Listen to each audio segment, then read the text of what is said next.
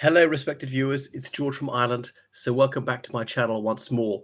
Anyway, Suella Braverman, she's the Home Secretary of the United Kingdom. She said a few days ago that flying the Palestinian flag might not be legitimate.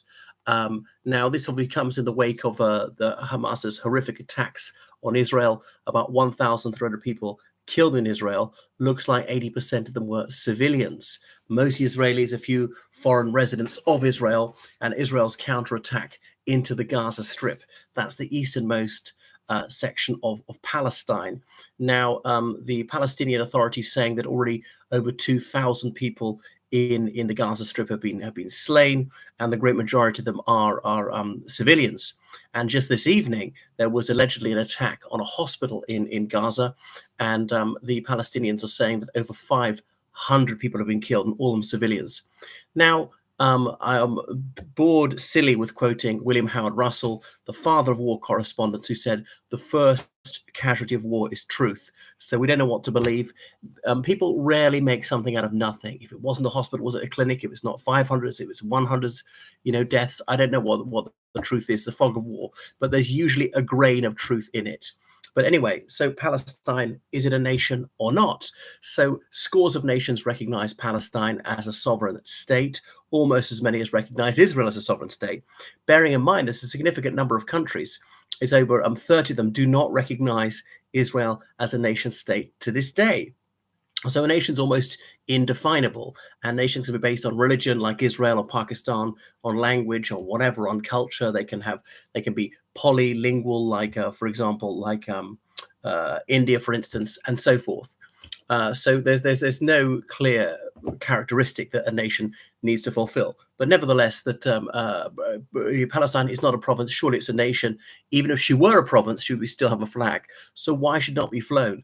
Even the Home Secretary, Suella Braverman, has not gone so far as to say that it's unlawful to do so. But she and the Prime Minister, Rishi Sunak, have vowed that the police will meet pro-Hamas demonstrations with the full force of the law. So Hamas is prescribed in the United Kingdom, in the European Union, the United States, Israel, in numerous countries as a terrorist organization. Is not viewed that way in Russia, in Iran, and in quite a few other countries in most of the Muslim world. The Islamic resistance movement, as it calls itself. But anyway, you could obviously be pro-Palestinian, or this Palestinian is your nationality, and not support Hamas. Remember, Hamas is loathed by the PLO. So Hamas controls Gaza, and I think it's got no presence, minimal presence in the West Bank. That's the other part of Palestine. So Palestine is partitioned in the eastern bit, which is Gaza Strip, and the western bit, which is the West Bank, is in just to the west of the River Jordan. But so why should not be flown? And now some people would say, well, that seems to be a tacit approval of Hamas's ghastly and bestial attacks on the civil population of Israel. But even more Palestinian civilians have been killed than Israeli civilians were killed. I don't think anyone disputes that there might be some doubt about the actual figure. And these attacks are going on for weeks. I mean, the whole ground invasion has not even begun in earnest yet. So there was something similar went on in January 2009, when 100 times more Palestinian civilians were killed than Israeli civilians, 100 times more. And there'll be some sort of butcher's bill like that again to pay this time, no doubt. So I think Hamas is not completely idiotic. They may be evil, but they're not purblind. And they knew that there would be a very, very heavy price to pay, that Israel was going to exact vengeance. Obviously, they want to extirpate Hamas, but, this is one of the most crowded places in the world, Gaza City. It's difficult to tell the sheep from the goats. So Suella Braverman is a member of Conservative Friends of Israel. The majority of Conservative MPs are members of Conservative Friends of Israel. We've flown business class to Israel, put up in a 5-star hotel, taken on a tour and a publicity tour. If you're uncharitable, a propaganda tour. But fair enough, you will meet some people who disagree with the Israeli government's version of events. So Israel has assiduously courted politicians in the United Kingdom for decades. There's also Labour Friends of Israel, who's much, much smaller.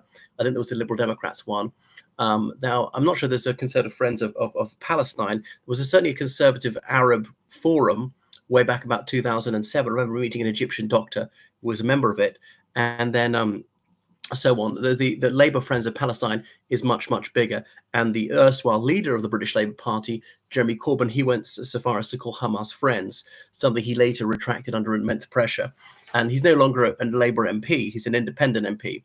But Comrade Corbyn has been very prominent in protests saying, hands off Gaza, that the Gazans are being slaughtered. Now, I know it's difficult to avoid killing civilians, but it doesn't seem to me that the Israeli Defense Forces try very hard. Obviously, they're blinded by rage because so many civilians have been killed, but Hamas may have wanted it that way.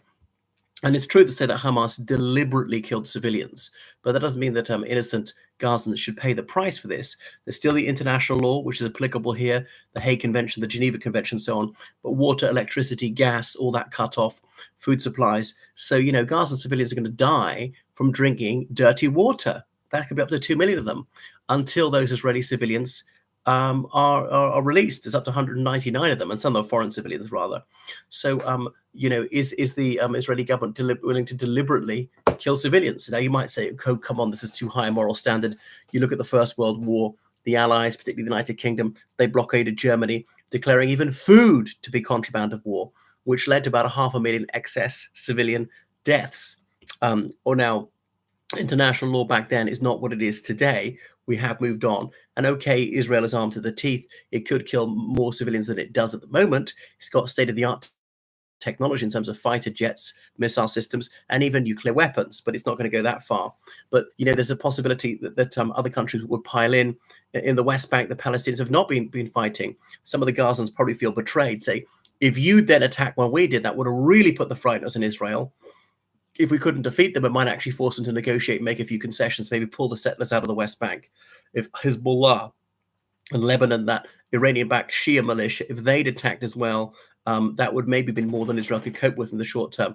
I don't think Israel's going to be wiped out off the map. I certainly don't want it to be, and I don't want Palestine to be wiped off the map, which it largely has been already. You see, obviously, they lost 67% of their land in 1948. Who would accept that? And since then, because of these illegal settlements in the West Bank, they've lost rather more. So they've lost something like 80% of their territory since 1948. So unsurprisingly, they're not happy about it. People do have the legal right to display the Palestinian flag, as they do any national flag. No one's questioned people's right to display the Israeli colors, and I certainly don't doubt that. So I say, let 1,000 schools of thought contend. Say what you believe, and I'll say what I believe. And we might vehemently disagree with each other. I want a free society. But anyway, really, the police can scarcely cope with serious crime as it is. Even if it was somehow thought to be illegal, somehow forbade people to display the Palestinian national flag in the United Kingdom, the police got their work cut out. They can't arrest all those people. Tens of thousands of people marching through central London, right outside BBC headquarters, displaying the Palestinian flag. What are you going to do? And who exactly is the victim of this crime? So, yeah, I mean, don't want to be disharmonious relations between various communities. And that's it. No one should be mistreated for his or her race, ethnicity, citizenship, or so forth. That ought to go without saying. But unfortunately, it's the kind of thing that needs to be said at the moment. Anyway, I'm very pleased to live in the British Isles and not in a place that is riven by war and civil strife, as Palestine and Israel are. Right, thank you for watching my channel. So please make sure you donate and subscribe on Patreon. Goodbye.